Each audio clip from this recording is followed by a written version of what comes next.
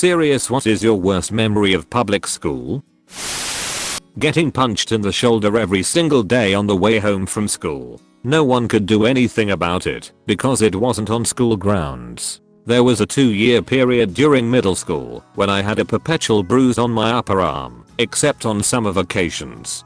I finally put an end to it by leaving a piece of cardboard filled with thumbtacks outside for a week so they rusted, and duct taped it under my sleeve. The kid punched me one more time and got a grid of puncture wounds on his fist. He didn't tell anyone. That's brilliant. Though now you could probably get in trouble for it, like the people who fill their mailboxes with bricks because they are tired of other people destroying it while playing mailbox baseball. When I was a kid we had our mailbox hit a few times. Dad is a welder that worked in a steel mill and had a farm. He built a new mailbox out of steel plate and used an 8-inch pipe for the base, weighed a good 150 to 200 pounds. Drilled a hole with the fence post driller and used a couple bags of concrete to hold it in the ground. A few weeks later he found a broken sledgehammer laying by the mailbox. The handle had snapped off. Didn't even dent the box. The state made him remove it a few years later when someone went off the road in their truck and hit the mailbox. It totaled their S10 and put them in the hospital, but the mailbox was fine. When I was in 4th grade there was a kid in our class named Chris. Every day Chris would ask to go to the bathroom repeatedly. One day he asked for probably the 3rd time that day and the teacher told him no, you've gone twice in the middle of class already. You can wait until the next class break. Several minutes later a smell started to permeate the air, growing ever more pungent and awful. He crapped his pants. I had a teacher in 3rd grade who wouldn't let this kid Bruce go to the bathroom during an assembly, so he pisses himself. She makes him get up in front of the whole K8 school and say, "Hi, my name is Bruce, redacted, and I peed my pants." She'd been there forever, so nothing happened to the bitch. I had a bully teacher slash coach in high school, always screaming about something.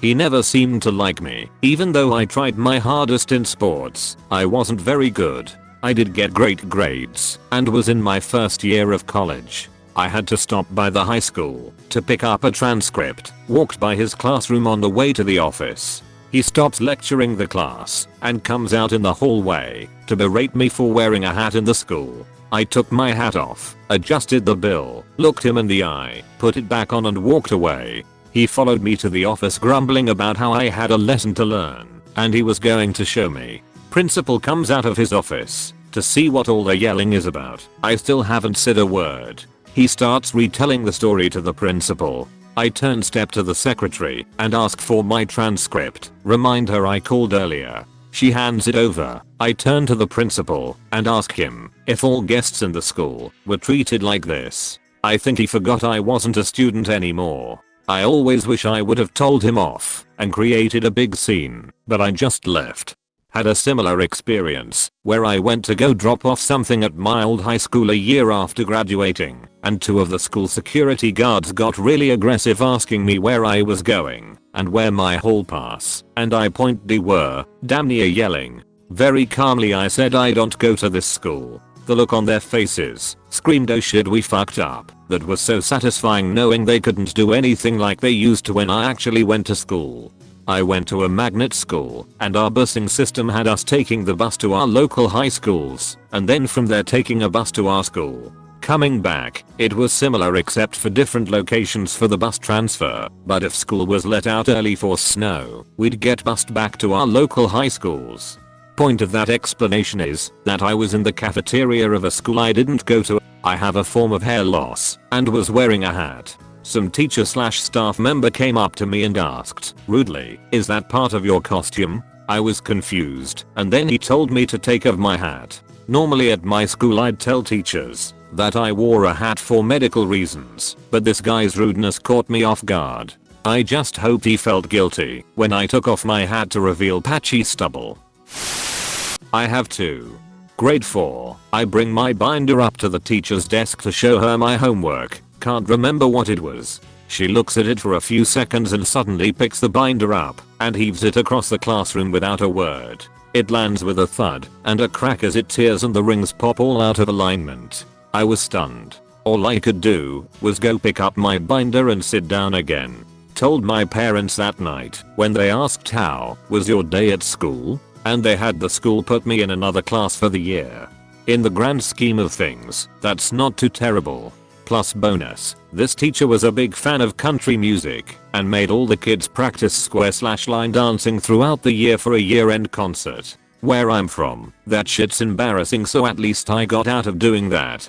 Grade 6, our class is doing a play. We've rehearsed all year and have several showings. One on particular showing, my character is supposed to come out of hiding and steal this magical lamp that was resting on a bench. When I'm about to do that, I realize the lamp is not where it's supposed to be. I panic and say in a very loud and clear voice, "Where is the fucking lamp?" In that moment, you could feel the air being sucked in by the stunned audience. My parents were in the audience. Someone hands me the lamp and we continue as normal. Afterwards, my teacher took me around to every class to give a public apology to the students. I don't feel aggrieved or insulted that I had to do this because it was the right thing to do, but by God was it mortifying. I still think about it once every couple of months or so, to this day. On Frog Dissection Day, I was partnered with this really nerdy, cute girl. This is an important detail because it provides some semblance of an excuse for just how stupid I was. As we are cutting up this little frog bro, she looks at me and says, "Dare you to eat a leg?" She could have dared me to swallow the frog whole, and I probably would have obliged, so down goes the leg. Unfortunately, it doesn't go down all the way. The webbed foot gets stuck in my mouth, and the dangly leg bit is down my throat. I of course start gagging, the teacher runs over. Kids are squealing, and everyone watches as I reach into my mouth and pull out this sad little frog leg. The girl is in shock, the teacher is in shock, I'm in shock. The only person who makes a comment is this quiet mousy kid who sums it up with, "Oh." So yeah, dissection is pretty good times. We had this small group of kids who'd show up an hour before school started, mostly because our parents worked early. We all became pretty close given the circumstances. One day two kids were fucking around going down the slide and THW bigger kid fell on the other's titled hand. I just remember a shriek and then this 9-year-old boy hold up his arm, dripping with blood and a protruding bone from his wrist. It's a strange and horrifying thing seeing extreme pain on a familiar face when you're young and impressionable.